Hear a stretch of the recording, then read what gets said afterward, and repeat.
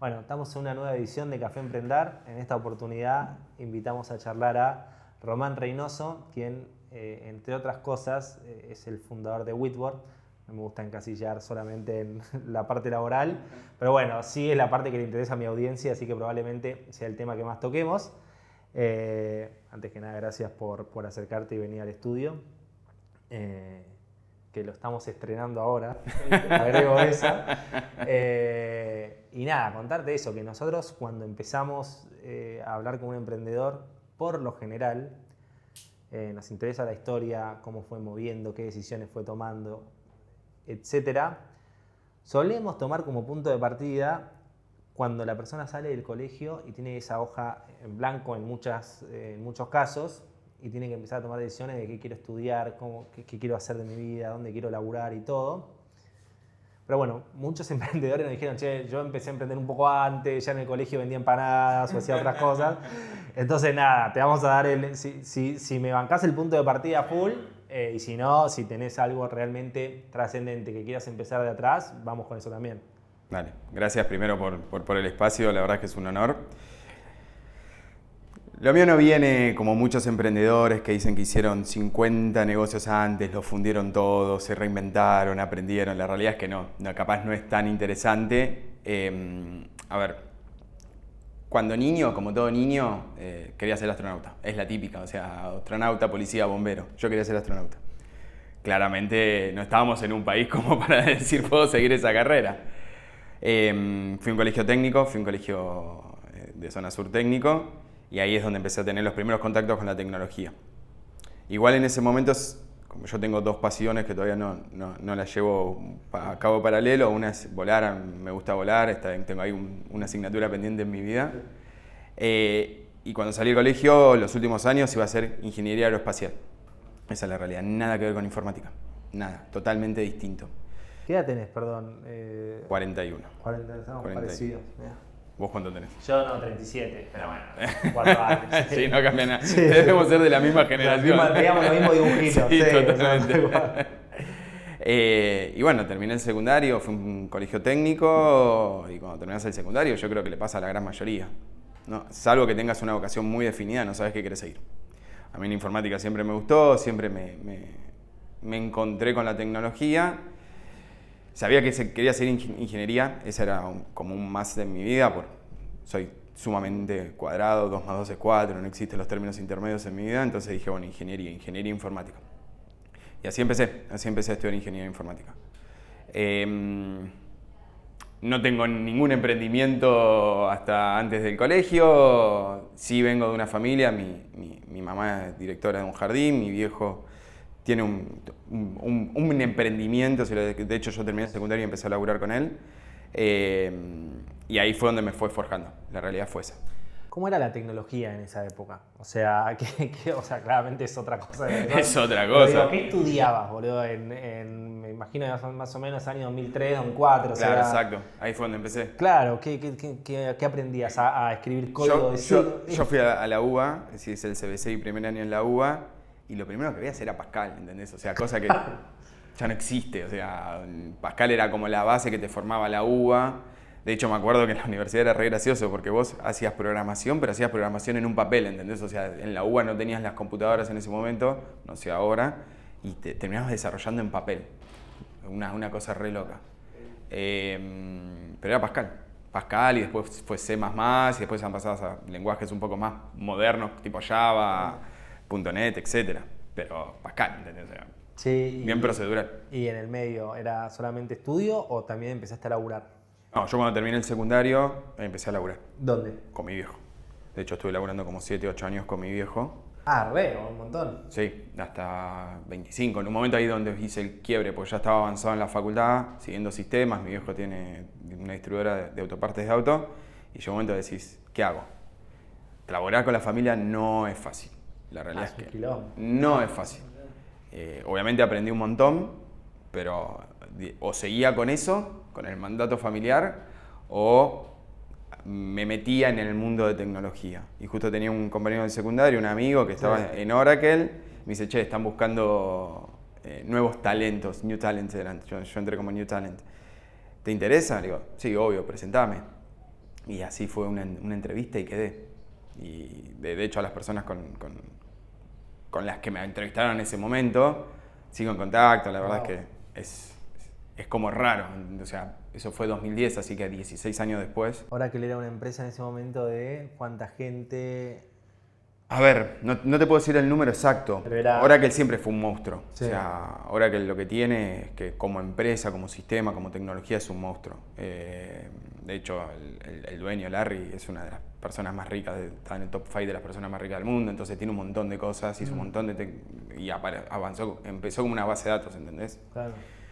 En ese momento en el equipo que yo estaba éramos como 100 y pico de personas. Oracle tiene diferentes áreas, yo estaba en la parte de consultoría y eran como 100 y pico de personas. El número exacto no lo sé, pensá que yo entré 25 años sin haber tenido experiencia en tecnología y me acuerdo las enseñanzas que me hicieron, todo eso fue parte de lo que me forjó y bueno, y hoy... ¿Estabas cómodo en la relación de dependencia o todo el tiempo estabas viendo puntos de mejora? O sea, che, esto se hace como el orto, esto se puede mejorar, o mirá, esto no lo había visto. Siempre tenés tus cosas buenas y sus cosas malas. Para mí lo más importante, que es una de las cosas que aprendí, es el trato humano. La realidad es esa. Y Whitworth lo que nace como una empresa para... Más allá de trabajar con tecnología, que es un trabajo, no es una ONG, para mí lo más importante es el trato humano. Las personas, lo que nosotros hacemos, lo hacemos con personas. Y las personas, lo que yo siempre digo es, vos cuando vas a un trabajo, salís a las 8 de la mañana de tu casa y llegás a las 6, 7 de la tarde, más o menos promedio, estás más tiempo en el trabajo que en tu casa. Porque los tiempos son así. Entonces vos tenés que tener ganas de levantarte para ir a trabajar. Porque ahí es donde vos explotás tu capacidad, es donde explotás todo el talento que tenés. Todos tenemos talento, o sea, la realidad es esa. Algunos lo tienen para alguna cosa, otros lo tienen para otra, pero todos tenemos talento y la única forma es hacerlo en un lugar donde realmente quieras ir a trabajar y que te sientas a gusto. Y yo creo que Whitworth lo que te da es eso, porque al fin y al cabo somos una empresa, somos un trabajo, tenemos que ser redituables, porque si no nos fundimos, pero tenés que dar tu máximo potencial siempre. Y si vos estás conforme donde estás, lo vas a dar. Esa es mi visión y por eso fue lo que fui aprendiendo en cada una de las empresas que estuve. Es espectacular eso de que todo el mundo tiene algo que aportar, ¿viste? Independientemente de que por ahí no todos sean ingenieros en software. Si no, todos seríamos emprendedores, todos tendríamos nuestra empresa y seríamos todos unipersonales. Hiciste Oracle y ¿qué más hiciste en relación de dependencia, no? Sí, yo pasé por Oracle, después de Oracle, yo de hecho aprendí un montón, trabajé en Globant en su momento, 2012. Me acuerdo que cuando entré a Globant justo ese día era la humarita blanca del Papa. Ah, pero el 2013. Sí, me acuerdo patente porque estaba así entrando y digo, che, pará. Este día están pasando cosas raras. Y yo siempre quise trabajar en Globant, eso es una realidad. Yo creo que como empresa tiene un montón de cosas. Lo que hicieron los 4 socios me pareció genial. Se me dio la oportunidad, fui a trabajar ahí, trabajaba para proyectos de Estados Unidos. Y después de ahí me fui por un montón de cuestiones y empecé a trabajar en consultoras más chiquitas. Estuve en banca, estuve en telco, estuve en retail. ¿En telco en cuál? En Nextel. Nosotros, ya no existe más. Dato de color, pero hace poco le hicimos un podcast a los chicos de Dynamo. Sí. Que hacen eso también, le dan tecnología a las telcos. Y dije, por ahí los tienen. Pero bueno, estuvo divertido. Bueno, por ejemplo, ahí cuando estuve en la telco, que era una consultora más chiquitita, ahí es donde yo ya lo conocía, me conocí en Oracle con mi socio, pero después me lo reencontré de 2 años, 3 años, me lo encontré ahí en Nextel. Mirá. ¿Quién era tu socio? Mi socio se llamaba Gerardo. Gerardo, perfecto. ¿Y cómo es? Me voy a meter a hablar de Whitworth un rato porque ya empalmamos, pero ¿cómo es el tema de cómo surge esa problemática? ¿Qué detectan? ¿Por qué deciden abrirse? ¿Qué es lo que pasa ahí? Mira, nosotros empezamos... ¿Con una persona con la que laburabas o no? Sí, no éramos, claro. La realidad es que no éramos amigos, no es que puedo decir es el amigo de toda mi vida, no, de nuevo, no hay esa mística ni nada, fue una persona que conocí en el 2011 o 2010 y nos encontramos 2-3 años después. Él era muy tecnológico, le gustaba mucho la tecnología, y yo siempre tenía eso de querer hacer algo. No sé si una empresa de 2.000, 3.000, 10.000 personas, no importa. Se fue la mano después, pero es otra historia, ¿no? Pero sí querer hacer algo. Y empezamos a conversar, habrá sido mediados 2015, perdón, y empezamos a darle forma, empezamos desde pensar de por qué lo íbamos a hacer, cuál iba a ser nuestro diferencial. Obviamente cuando vos entras en un mercado de tecnología tenés competidores y la única forma donde vos te podés destacar es con algún diferencial, ya sea para la gente, para los chicos que trabajan con vos o para los clientes que te van a contratar.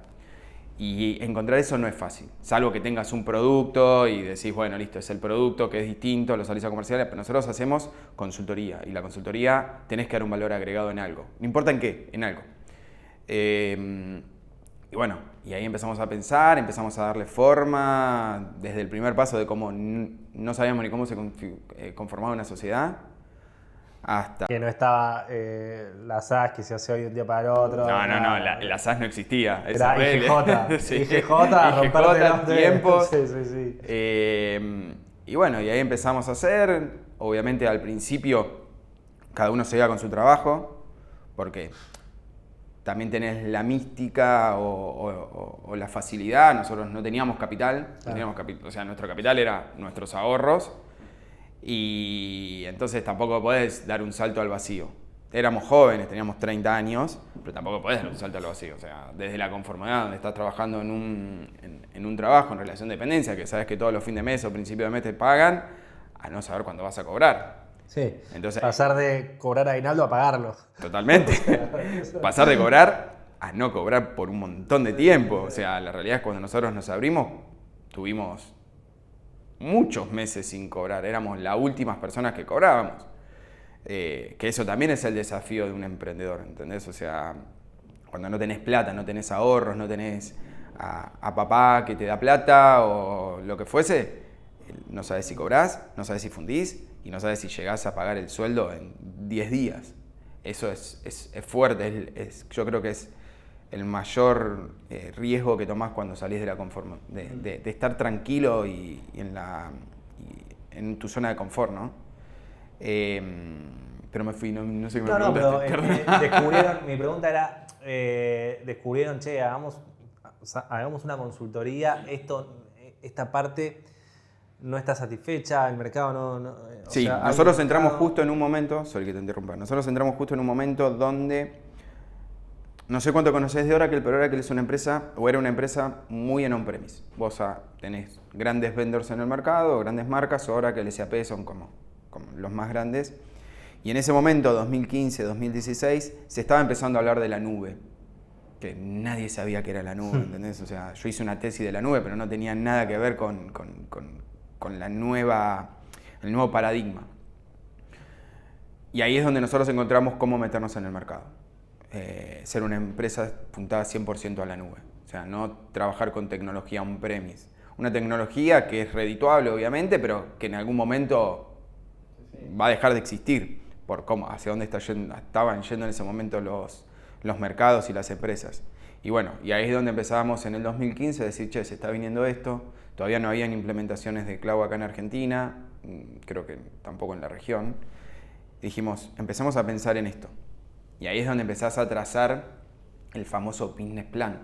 Que no existe el business plan, porque la realidad es que en ese momento, ¿qué business plan? No sabés qué te va a pasar a vos mañana. El Excel somos todos millonarios. Los números, mi financiero me dice, en el Excel tus números son mágicos. Después cuando pasás a la realidad es totalmente distinto. Y bueno, desde ahí empezamos. Empezamos a pensar cómo, estuvimos un par de meses definiendo el cómo, cuándo, con quién, porque también esa es otra, el con quién no es fácil. Un socio es un matrimonio. La realidad es esa. Y de hecho, como te decía, pasás un montón de horas en tu trabajo, con un socio probablemente pasás mucho más tiempo que con tu mujer, tu pareja o con quien fuese. Y bueno, y ahí fue donde empezamos. En los primeros días de enero del 16 conformamos la sociedad, pero todavía era, listo, la tenemos ahí, después vemos qué hacemos. Y ya para mitad de año fue un momento donde dijimos, hasta acá, salgamos del... Porque, ¿qué pasa? Cuando vos emprendés pero tenés tu estabilidad, económica, le das prioridad a tu estabilidad económica. Esa es la realidad, no haces el salto al vacío. Hasta que en un momento dijimos, listo, ya está. Si no nos abrimos, vamos a seguir estando en la estabilidad y nunca va a arrancar esto. Hay un momento, ¿no? Che, loco, me tengo que jugar el culo. Es que sí. O sea, eso es como medio Sí. una máxima. Y también lo que te pasa es que mientras más grande sos, yo conozco un montón de amigos, de gente, compañeros del mercado, donde ya llega un momento que decís, che, pará, tengo familia, tengo hijos, soy el ingreso principal de mi casa, no me puedo ir a jugar el culo, salvo que tengas una super mega idea. Pero entonces yo dije, bueno, hasta acá llegamos. Vamos a jugarnos a todo o nada. Siempre tenés la posibilidad de volver, la realidad es esa. Un trabajo siempre podés conseguir. Te puede gustar más o menos, pero podés conseguir. El momento para emprender era ese. Y bueno, y nos lanzamos. Bueno. Tuvimos varios, te diría 2-3 meses, fácil, golpeando puertas. Que eso es lo duro del emprendedor, es eso. Vos pensás lo siguiente.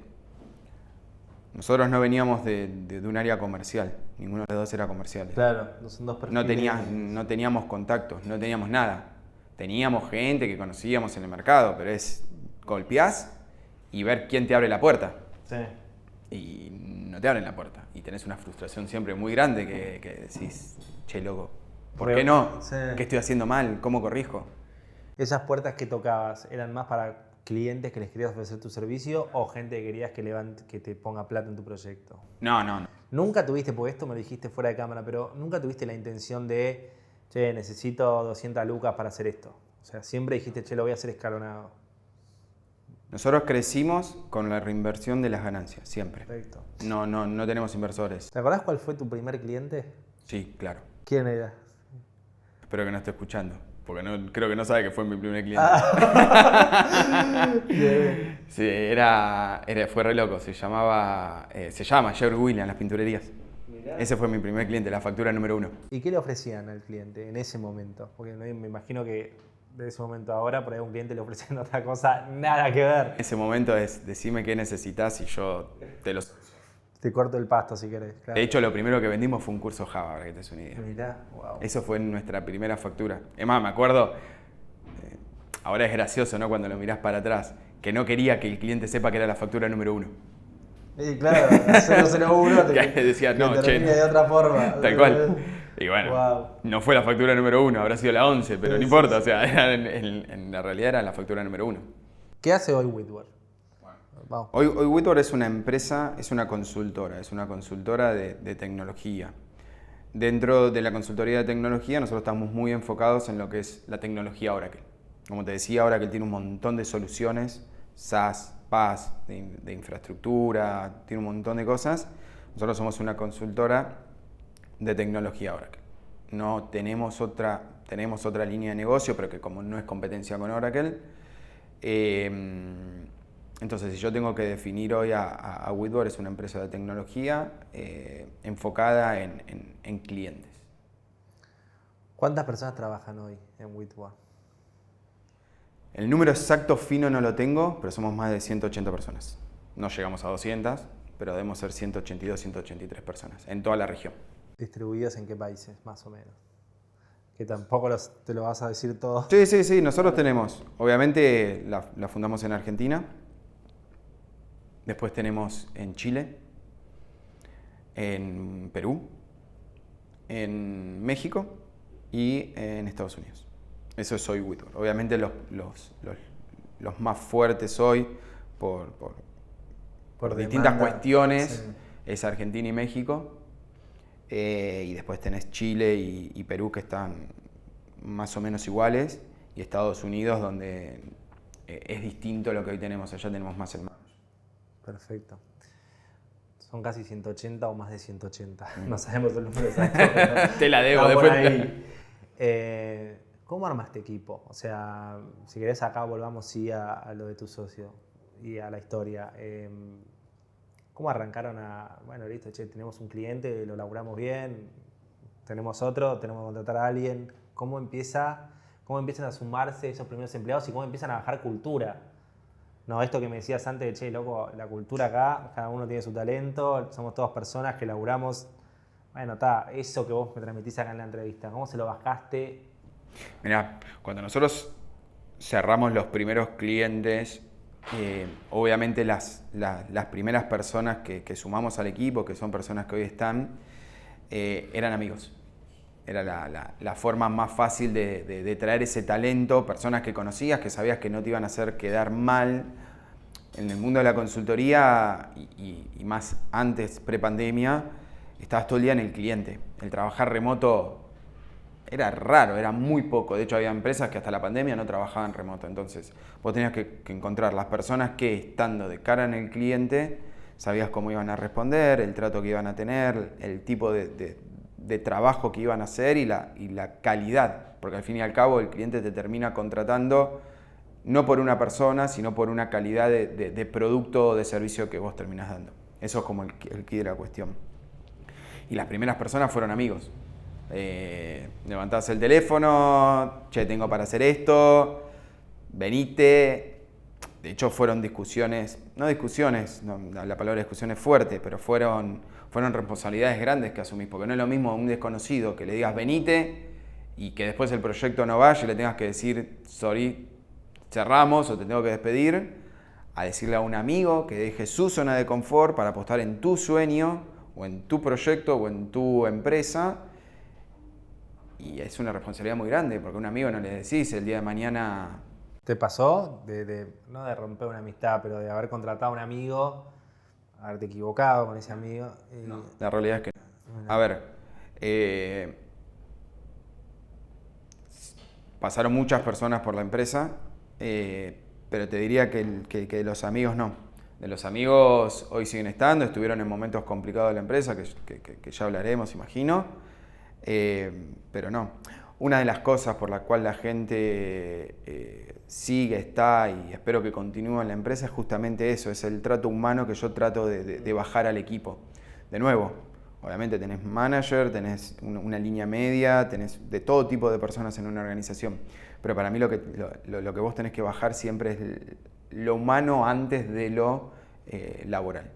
Y eso es lo que hace que al fin y al cabo vos quieras estar ahí, ¿no? O sea, es un poco lo que te decía antes, el continuar, el querer ir a levantarte e ir a trabajar. Hay chicos que entraron, que siguen estando ahí en la empresa, que este año el año que viene cumplen 10 años. Al principio obviamente fuimos con personas, capaz no eran tan amigos, porque yo me acuerdo que he tenido estas charlas con Gerardo, donde decíamos, yo no puedo traer a personas que después no sé si las voy a tener que decir que se vayan. Te voy a hacer una pregunta que una pregunta que me interesa, porque a mí me pasa, yo estoy hace 7 años, menos tiempo, pero yo en todo momento, en los 7 años no hubo ni un año que no diga, che, yo puedo cerrar mañana en cuanto a cómo me vaya. Digo, porque por lo que sea, porque el mercado se mueve. Eso a vos en 10 años, ¿tenías siempre la sensación de, che, loco, yo mañana me puedo cerrar la empresa? ¿O ya estás en una estabilidad que decís, no? Como que siempre está en jaque el proyecto, esa es mi pregunta. Al principio sí, y al principio hay una, no sé quién lo dijo ni cuándo, pero hay como una estadística hecha donde los primeros 5 años de los emprendedores son los más complicados. Del 5 al 10 es donde te forjás como empresa y si sobrevivís al 10º año ya estás un poco más consolidado. Pero la realidad es que en el mundo tecnológico o en el mundo actual las cosas cambian muy rápido. Entonces, ¿estás seguro que no te vas a fundir? No, nunca, yo creo que nunca lo estás. Tenés empresas que cotizaban 13.000 millones de dólares y hoy cotizan 2.000 millones de dólares y decís que es un montón, pero nadie tenés el caso de Nokia, tenés el caso de... ¿cómo BlackBerry, ¿entendés? Sí. Tenés el caso de Kodak, entonces nunca estás 100% seguro de que no vas a cerrar. Lo que, si yo hoy miro a 10 años atrás, obviamente soy más viejo, claramente, pero también tengo más experiencia, entonces es como que los cimbronazos del camino del cambio los podés manejar distinto.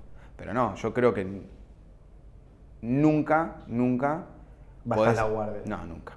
De hecho, no bajar la guardia es lo que nos motiva, lo que me motiva a mí a seguir creciendo.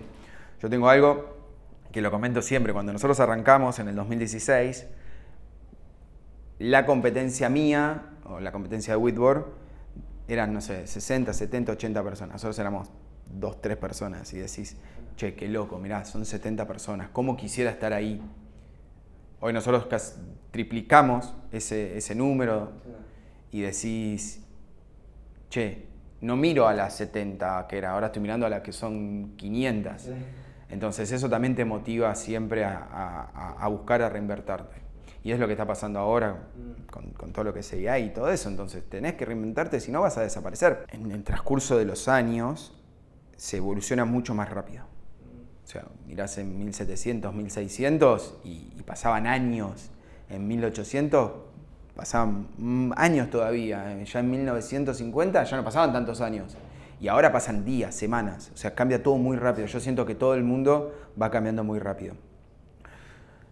Obviamente cuando vos cambiás, al principio vas a tener cierto stopper de las personas a querer cambiar y adaptarse. Te pasa siempre, te pasa cuando hacemos un proyecto de implementación, que te dicen la típica, yo esto lo hago de esta forma. Pero tenés que reinventarte. La realidad es esa, si no te reinventás, yo no creo que el trabajo vaya a desaparecer, sinceramente. Lo que va a cambiar es la forma como lo hacemos.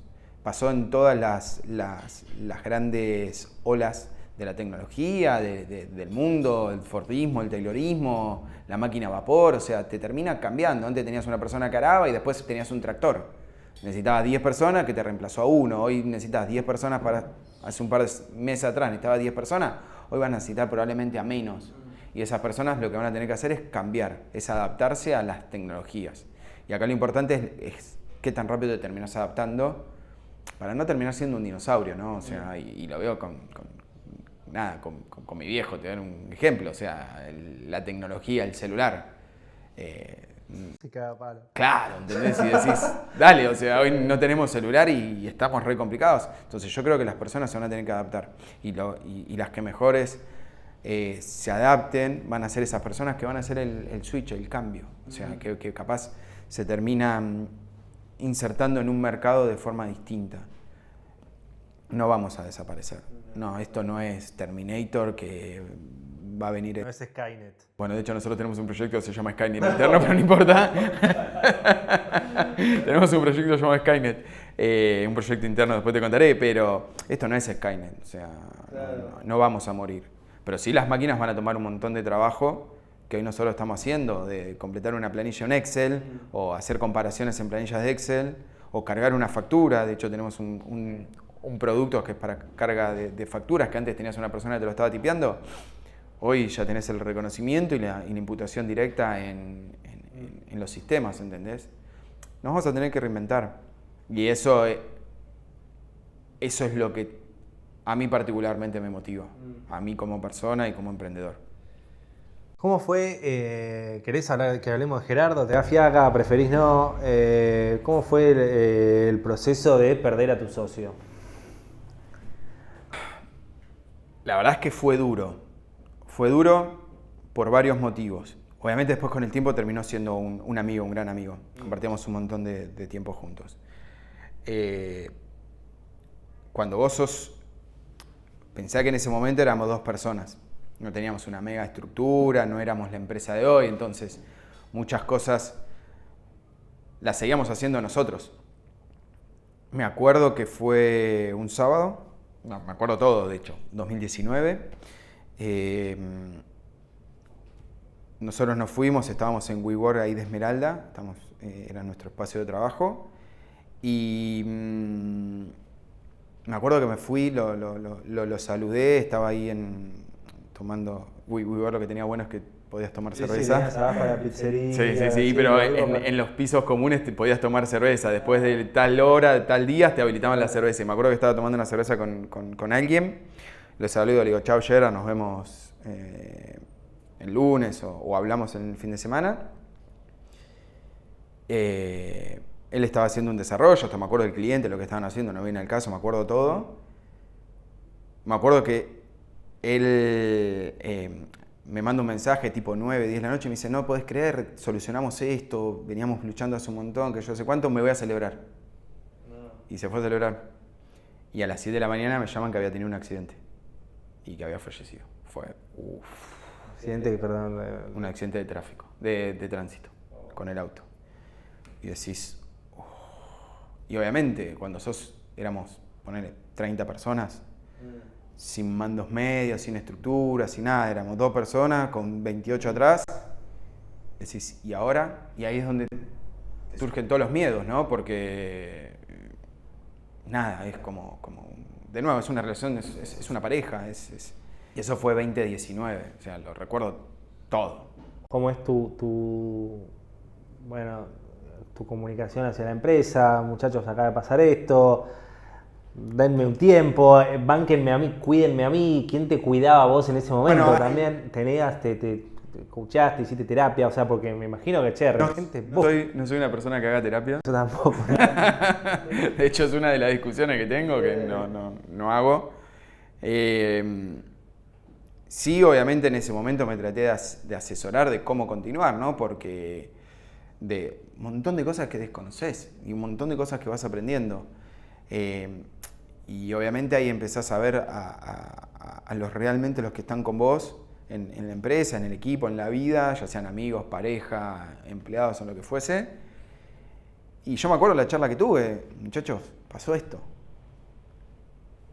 No tengo experiencia en esto, la realidad es que lo vamos a descubrir juntos cómo seguimos. Y tuvimos esa charla, me acuerdo que fue en WeWork también, donde dije, esto va a seguir, los necesito a todos porque obviamente esta empresa, si bien es mi sueño y el sueño de Gerardo, estamos todos en este mismo barco, entonces yo los necesito, no esperen que tenga una respuesta, vamos viendo el día a día. Y eso fue marzo de 2019. Y era otra cosa que te contaba cuando no estaban las cámaras, un año después. Eso, boludo. Cae la pandemia, literalmente un año después. Y A vos te estaban meando de arriba. ¿Viste cuando decís? Bueno, fueron 3 años duros, el 4º año fue durísimo y el 5º año una pandemia. No me jodas, claro. ¿Qué hice malo en mi vida? Pero... ¿Cómo surfeaste la pandemia? Bueno, en el 2019, cuando pasó lo que pasó, obviamente me puse a pensar, bueno, ahora cómo seguimos. Y el cómo seguir es... Cuando vos no tenés una estructura de mandos medios y estás solo, es listo, tengo que empezar a armar una estructura piramidal, necesito gente que me apoye, gente que esté. Y ahí es donde empecé a sumar a 2 personas claves, que la sumé una en agosto y la otra en octubre. El gerente comercial y el gerente de operaciones y financiero. Y dije, terminé el año diciendo, bueno, no pasa nada. Pasamos, sobrevivimos. Diciembre 2019. Vacaciones, viene después. Y en marzo, ¡pa! Y fue duro para todas las empresas. La realidad es que, yo te contaba, habíamos crecido en el 2019 porque habíamos agarrado nuestros primeros servicios. Bueno, ahora terminé contando un poco, pero no importa. Habíamos agarrado nuestros primeros servicios. Nosotros al principio éramos una empresa de staff. Voy un poco para atrás. Una empresa de staffing, porque dentro de este plan que yo te dije, nuestro business plan, no tenemos capacidad económica como para capacitarte un equipo para hacer una implementación de cloud. Las primeras implementaciones, o lo primero de todo, siempre es complicado. O sea, podés perder plata, podés fundir un montón de cosas. Entonces optamos una estrategia más a mediano plazo, menos arriesgada, pero con menos inyección de capital. Y entonces dijimos, nos vamos a pegar a la marca, a personas que hoy son amigos, a participar de los proyectos. La realidad es que en ese momento no buscamos la máxima rentabilidad, sino que el equipo se fuese capacitando en las nuevas tecnologías. Porque aparecían en Argentina, voy un poco para atrás, sorry por lo desordenado, pero aparecían las primeras implementaciones. 2016, 2017 fueron las primeras ventas de Oracle de proyectos cloud. Los cloud son, o sea, un SaaS, digamos. Un SaaS, un software as a service. Entonces, ahí Oracle empezó a necesitar gente, yo empecé a poner gente muy buena, gente que hoy está en la empresa, a que entendieran cómo era ese paradigma nuevo de implementación, que era muy distinto a como veníamos haciendo. Para que te des una idea, antes eran equipos de 15, 20, 25 personas. Después los equipos hoy son equipos capaz de 10, 12 personas. Es muy distinto el paradigma de cómo implementas antes y cómo implementas ahora. Y bueno, y ahí empecé a sumar gente que se capaciten. En el 2018, 2019 ya empezaban a terminarse esos primeros proyectos y nosotros empezamos a agarrar, que estaba dentro de nuestra estrategia, es agarrar los servicios, la mesa de ayuda, el soporte, el evolutivo, la diaria. Y en el 2019 me acuerdo que hacia mitad de año agarramos nuestros primeros 2 proyectos. Entonces pasábamos de ser una empresa que hacía staffing a ser una empresa que daba soporte y servicios y evolutivos, que estaba en la diaria. Hoy somos una empresa que hacemos implementaciones que son mucho más complicadas, mucho más riesgosas, somos muy fuertes en lo que es el soporte, pero en ese momento eran nuestros primeros, fuimos aprendiendo ahí. Y ahí es donde se sumaron esas 2 personas que están hasta hoy en la empresa y son las que... ¿Me puedes explicar, porque por ahí yo creo que entiendo lo que es, pero ¿qué es el staffing exactamente? O sea, vos le proveías talento a empresas. Exactamente. O sea, okay. O sea, una empresa que es muy común. Lo que hace Globant, que de repente por proyectos te mete un equipo a laburar y... Vos tenés 2 tipos, o sea, cuando vos haces el staffing, vos... lo que hace Globant capaz es una célula de trabajo. O sea, sin ser experto, y si me están escuchando los de Globant que no me odien, pero el staffing, vos lo que haces es, vos necesitas una persona, un desarrollador, un consultor, lo que fuese, yo te lo doy, te lo pongo, vos lo gestionás, vos haces el día a día, vos le das el trabajo que tiene que hacer, vos lo controlás. Yo no tengo participación en eso, más allá de sostener emocionalmente al empleado, los beneficios y todo. O sea, yo en el trabajo no tengo nada que ver. O sea, si un proyecto fue malo o bueno, no es mi responsabilidad. No tenés riesgos, la realidad es que no tenés riesgos. Cuando vos das un soporte, un servicio, tenés el riesgo de hacer algo mal, de estimarlo mal, de un montón de cuestiones. Entonces nosotros éramos una empresa de staffing inicialmente y fuimos moviendo a una empresa de servicios y después cuando ya tenés el know-how de cómo dar un servicio, pequeños proyectos, dimos el salto a la implementación. De hecho, nuestra primera implementación fue 2020, fin del 2020, plena pandemia. Okay. Y ahí es donde dijimos, ok, ahora vamos a ver el juego lindo, ¿no? Porque Cambio de estadio. fueron 3 paradigmas, dentro de Whitworth son 3 paradigmas distintos. No, sin riesgo, con un riesgo acotado y con un mega riesgo donde podés perder un montón de plata. De hecho, hemos perdido plata, obviamente, en proyectos que fueron mal estimados o lo que fuese. Siempre perdés plata. Lo único que tenés que balancear, que no pierdas mucho porque si no terminás fundiendo. Me dijiste también fuera de cámara que no hiciste esto por la guita. De hecho, que tampoco sabiste levantar capital y todo, porque que mucho fundador cuando empieza se imagina haciendo un éxito, vendiendo helado. ¿Vos por qué lo hiciste? ¿Qué es lo que sentís que aportás que vale más que la plata? Porque tiene que ser muy bueno. No, pero posta, ¿qué le viste así que digas, che, wow, esto? A mí me encanta lo que hago.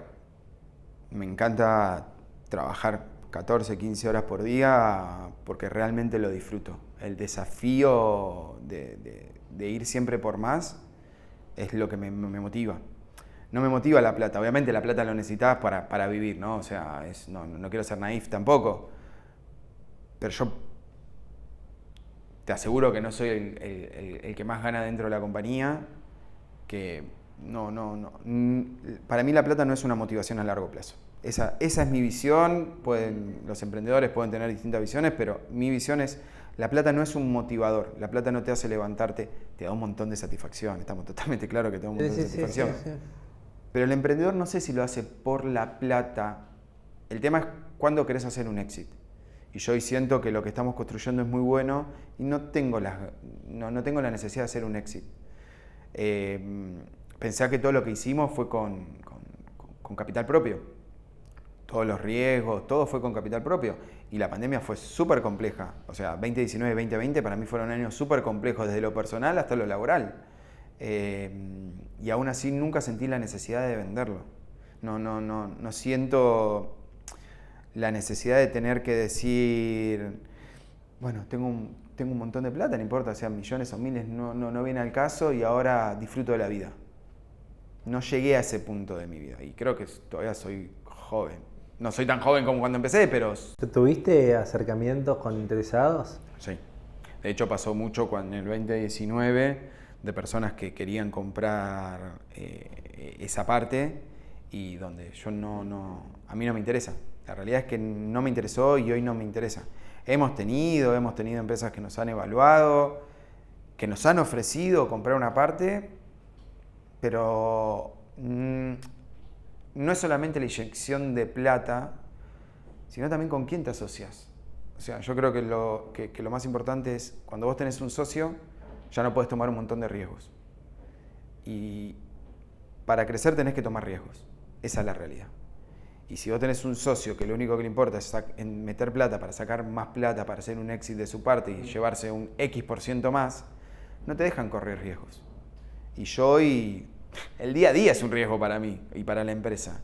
¿Entendés? Entonces, hoy no la siento. No puede ser puede ser que en 5 años tengamos la misma charla, más viejos los dos, y te diga, tuve una inversión porque encontré un socio correcto. Sí, obvio. Pero hoy las personas que se me acercaron a comprarla o asociarse no me terminaron no compartieron la misma visión o el mismo objetivo. El objetivo es, creo que no te lo dije ni siquiera off the record, yo soy una persona muy ansiosa. Soy una persona que no encuentro el límite. Pensá que cuando arrancamos 60 personas para mí era wow, y hoy me estoy comparando con empresas que son 500. Sí. Entonces esa es la motivación que tengo, el generar cosas y el no encontrar el límite. Decías, generás un proyecto de qué cantidad de plata vamos a festejar. Y firmamos ese proyecto y la verdad que yo estaba pensando en el próximo, no estaba pensando en festejar ese. Sí, ya estás. Entonces eso es también un poco por el cual no busco un exit, o sea, no me interesa el exit. Y es un poco el mensaje que le doy a la gerencia, a las personas que se suman, a los chicos. Yo tengo trato con toda la empresa, o sea, te diría que con el 90% de la empresa hablo y estoy... ¿Entrevistás vos a todas las personas que entran? No, ya no. La realidad es sí ciertas personas, sí cierta línea gerencial, pero no, ya eso ya pasó. Pero sí hablo, aunque yo no entreviste, sí hablo con las personas. ¿Los conocés? Sí. Está bueno eso. Hoy lo podés hacer. Si sos 10.000 personas, 5.000 personas, probablemente no. Pero también es un poco el trato que yo quiero dar a las personas dentro de la empresa, no la cercanía. Yo siempre digo lo mismo, mi teléfono está abierto 7x24. Me pueden escribir, me pueden hacerlo, o sea, llamar, lo que fuese, yo los voy a atender y les voy a responder. Tardé más o menos en contestar, pero en algún momento te voy a responder. Te voy a responder. Che, ¿son Great Place to Work? ¿O este año, cómo logran eso? ¿Cómo se logra? Con mucho trabajo. Es un poco la cultura que te decía. Hoy nosotros salimos en el ranking de Great Place to Work, la empresa número 12. ¡Wow! Sí. ¿Regional? De Argentina. No, porque Great Place to Work lo hace como por país. No sé si hay un ranking mundial, desconozco. Pero en Argentina somos Pero con el puesto 12 de Argentina estoy contento por ahora. Sí, por ahora. Pero... Sí, de vuelta, mirando para adelante. Claro, o sea, cuando nos dieron el 12, fuimos a la premiación, decís, no quiero ser la 30, porque Great Place to Work, dentro del segmento hasta 250 personas, premia a 30. Siempre estuvimos de hace 5 años como una buena empresa, pero en la premiación, Great Place to Work te hace del puesto 1 al puesto 30.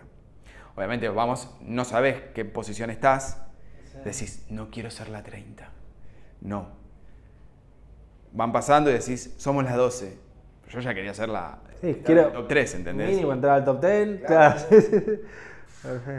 Y eso vas presentando certificados, ¿cómo es el tema para que te vean, para que estén en ese radar? Esos hacen una encuesta anónima a todos los empleados y en esa encuesta anónima ellos sacan ciertas métricas, no, desconozco la interna, pero sacan ciertas métricas donde te dicen vos estás dentro del ranking de las 30 mejores empresas. Mira, wow. Y la verdad es que este es el 5.º año que certificamos y en el 5.º año, el año que cumplimos 10, somos número 12. ¿Cómo lo lográs eso? Tratando a las personas como personas.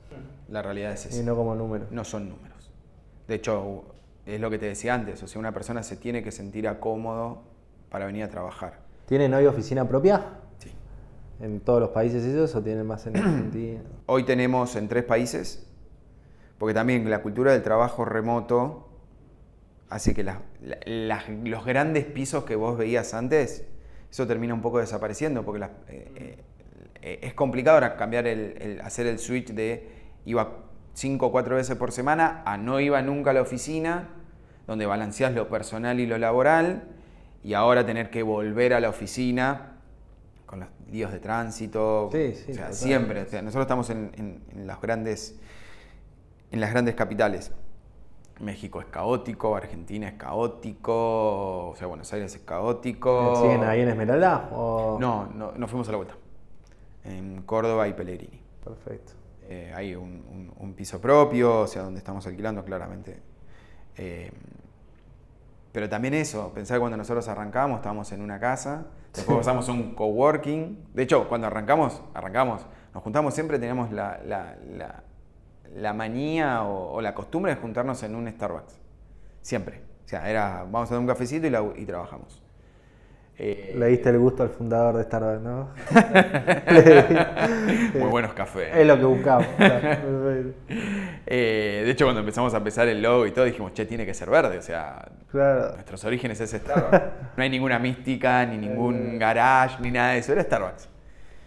Después pasamos a una casa, después pasamos a un coworking, después fue un coworking más grande y nos movimos y hasta un momento ya con cierto volumen de operación dijimos, listo, vamos a alquilar una oficina. Y eso fue en 2020. Si no fue 2020, habrá sido 2021, pero por ahí.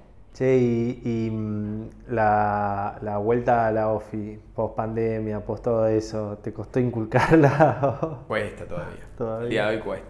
¿Cómo es tu diaria como SEO? O sea, porque bueno, ya por ahí seguís haciéndolo, no quiero subestimar, pero por ahí seguís metiéndote y haciendo un laburo puntual para un cliente. Por ahí no. ¿Cómo es tu agenda? ¿Te levantás? ¿Tenés reunión con el equipo? ¿Con algún gerente? ¿No todos tus días son iguales? ¿Sí? ¿Sos rutinario? ¿No? ¿Cómo es? Los días nunca tenés un día igual que el anterior. Obviamente en lo que estamos, y más cuando das servicio a los clientes, siempre tenés algo distinto, algún problema, alguna complicación en un proyecto o lo que fuese. Yo nunca fui el técnico de la pareja. Entre Gerardo y yo no era el técnico. Yo era el ordenado, un poco más el comercial. Él era el técnico. Así que yo nunca me metí, fui técnico en mi vida, pero nunca me metí a meter mano, o sea, por lo menos no hace muchos años. Dentro de esta obsesión o un montón de cosas, lo primero son los mails. No puedo tener la bandeja llena de mails. O sea, es algo que el primero que me levanto, lo primero que miro es el mail. De hecho, lo miro en el celular. Abro los ojos Sí. y empiezo a mirarlo así. La típica, date un rato antes de ver el celular, las bolas. No, Sí.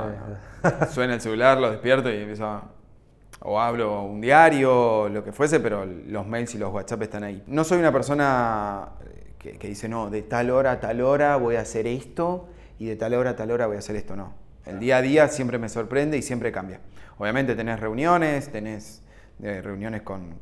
con la gerencia o con el equipo, pero no soy ese que te dice voy a tomarme 2 horas para leer un libro. No tengo 2 horas para leerme un libro. O sea, el emprendedor es así. Pero como te decía, yo todavía sigo muy en la diaria, muy en la operación, muy en lo comercial, muy en todos los sectores de la empresa.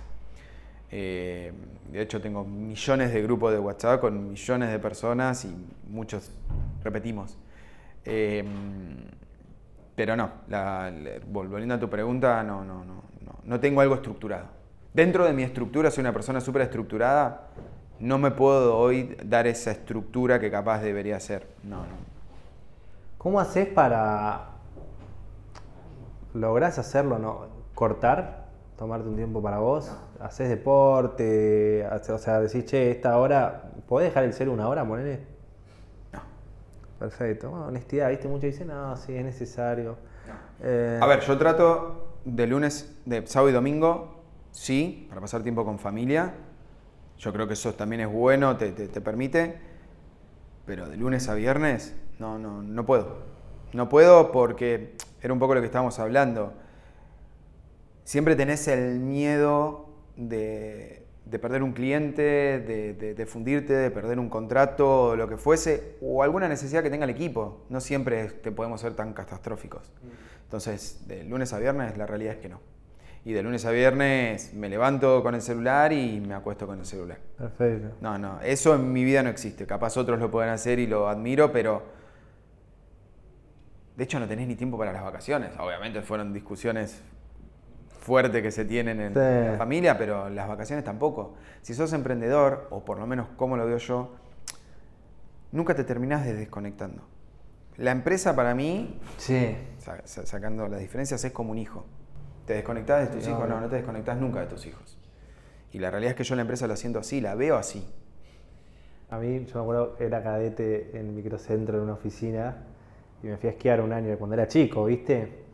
Y uno de mis jefes me dijo, boludo, aprovechá para irte de vacaciones ahora que son de las últimas que te vas a ir y podés apagar el teléfono y no te va a volver a pasar eso. Y yo me cagué de risa, boludo, tampoco es tan grave la...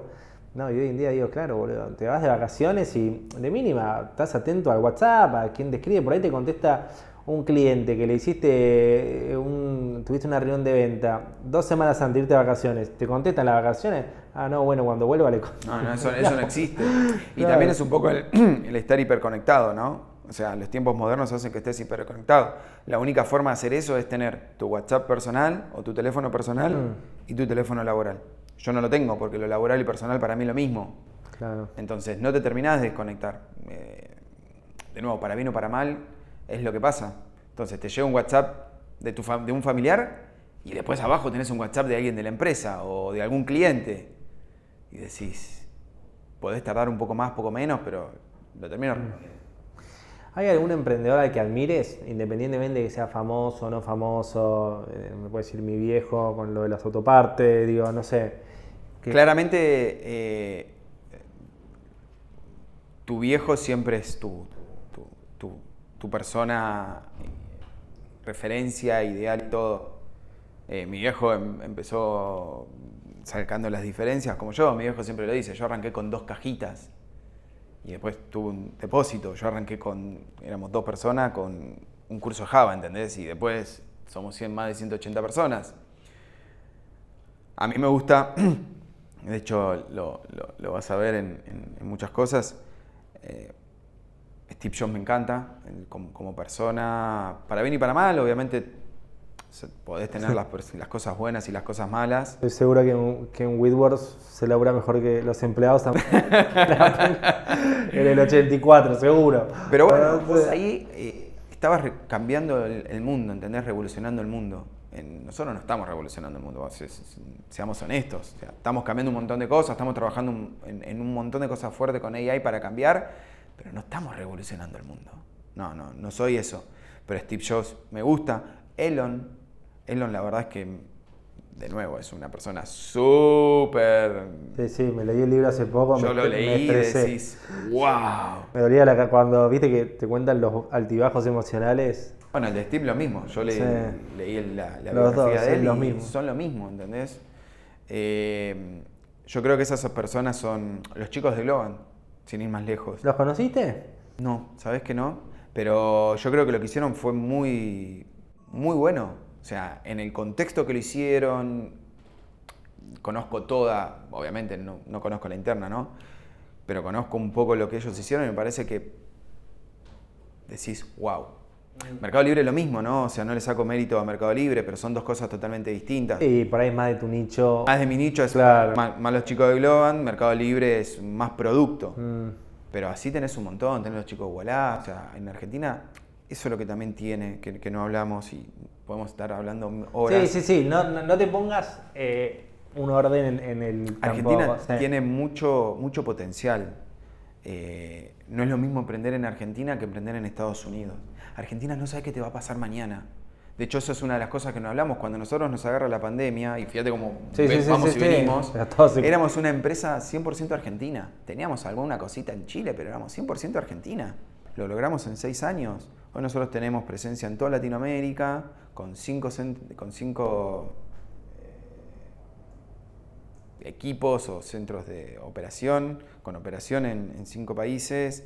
Damos proyectos o tenemos clientes en todos los países de Latinoamérica. ¿Es una decisión consciente la de abrir otros países o se te fue dando? No, o sea, cuando... Te voy a contar dos cosas. Cuando agarra la pandemia, me acuerdo que me junté con 2 personas en el equipo y nos miramos y dijimos, ¿qué hacemos? Porque la realidad es que nos pueden devolver gente y cuando te devuelven gente, y fíjate que digo, te devuelven gente, no recursos, ¿qué haces con la gente? O sea, ¿las despedís? A mí no me gusta despedir a la gente, la realidad es esa. Pasó, sí pasó, pero no soy una persona que aprovecho y digo, te tomo y si en 2 meses te despido. No, o sea, tratamos de mantener siempre al equipo. Entonces, cuando arrancó la pandemia, decías, me van a devolver un montón de gente, me devuelven 10 personas, que para mí era el 25% de lo que era Whitworth en ese momento. ¿Qué hago? ¿Los despido? ¿Cómo les pago? ¿Entendés? O sea, ya vamos a algo más, ¿cómo le pago la indemnización? Por suerte las cosas se fueron acomodando, pero nos miramos y decimos, ¿qué hacemos? O vamos a abrir operación, apuramos el plan que teníamos con ellos dos y abrimos operación o empresas afuera, o nos miramos y decimos, bueno, que la suerte nos acompañe. Y ahí fuimos donde hicimos el salto. La primera empresa fuera de Argentina fue en Colombia. Y el primer proyecto que cerramos fue en Colombia. Y ahí es donde empezó la revolución para mí. Realmente la revolución. Y la pandemia nos sirvió para asustarnos, claramente, pero para acelerar el plan de negocio. Hubiéramos hecho capaz lo mismo en más tiempo. Y ahí no tuvimos opción. Las personas que están hoy en el equipo, estas 2 personas que obviamente para mí son amigos ya, son mucho más grandes que yo, sin ofender chicos, pero son más grandes, y con un montón más de experiencia. Y yo creo que eso también ayudó, son 2 personas que son súper leales y están en las buenas y en las malas. Obviamente con uno me peleo más que con el otro, pero porque uno está en la operación y el otro es el comercial, entonces con los comerciales vendemos humo y con la operación vamos al choque. Y la realidad es que una de las cosas que me dijo es, o abrimos o nos apresuramos o tenemos la posibilidad de fundir. Argentina la pandemia fue dura, muy dura, y tampoco, acá el mayor problema que tenés es la línea de crédito, ¿entendés?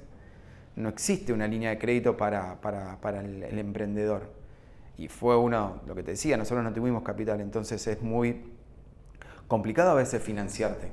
Por eso no cobré sueldo, no viví de lo que pude por un montón de tiempo, porque la plata que entraba era para pagar sueldo, no para pagar mi sueldo. Sí.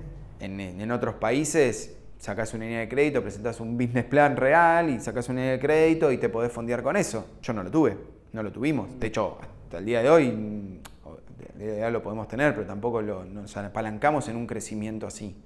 Porque eso era también lo que hablábamos. Es bueno, te puede llevar a tomar malas decisiones. El emprendedor es arriesgarse, pero es un riesgo más o menos controlado también, porque tampoco te puedes súper arriesgar porque, de nuevo, podés perder un montón de cosas. Pero eso fue un poco cómo empezamos a abrir en otros lados y en otros países. Perfecto. Te voy a hacer una de las últimas porque yo tengo muy poca capacidad de síntesis, la peor. Esta es una pregunta que hacíamos en un podcast que teníamos de criptomonedas hace muchos años. Si te obligan a hacer un exit, porque vos no lo querés hacer, ya quedó claro, tendrías que hacer otra cosa, ¿qué te gustaría hacer? O sea, tenés que empezar, te fuiste, chau, Whitworth, chau. Sí. La vendiste al socio que quería. Una de las cosas que a mí siempre me gustó, y que vamos haciendo, pero obviamente no, es producto. Si leíste el libro de Steve Jobs, él tenía una concepción distinta. Él lo que decía es, yo te voy a decir a vos lo que tenés que consumir. Pero en los tiempos modernos la realidad es que vos tenés que buscar una problemática y ver cómo resolverla. Eso es así como lo veo yo. Entonces, hay un montón de problemáticas que se tienen que resolver. Y es ahí donde también trascendés un poco en el tiempo, ¿no? Resolviendo problemáticas. Y es algo que a mí me gusta, resolver problemáticas. Obviamente el día a día hace que terminemos siempre metidos en la diaria, y seguramente con un exit y que tengas más tiempo para pensar, podés pensar out of the box, la típica. Yo creo que iría por ahí. La tecnología me encanta, la realidad es esa. Así que si tuviese la necesidad de hacer un exit, que no va a pasar, te aseguro que no va a pasar, iría por ese lado, a buscar problemáticas a resolverlo. No necesariamente para salvar al mundo, no, para ir a conquistar Marte, claramente no. Pero sí problemáticas de la diaria es donde me gustaría aportar. La gente no sabe lo que quiere hasta que se lo mostrás. Esa frase es buena. Bueno, Román, nada, si nos quedamos cortos después hacemos un episodio 2. Pero bueno, no quería dejar de agradecerte de nuevo por haberte acercado y tomarte un tiempo para compartir con nosotros. Bueno, de nuestro lado, lo que necesiten siempre, nos encanta también colaborar con los emprendedores, así que cuenten con nosotros para lo que haga falta. Y bueno, esto fue una nueva edición de Café Emprendar con Román Reynoso de Whitworth. Muchas gracias. Gracias a todos.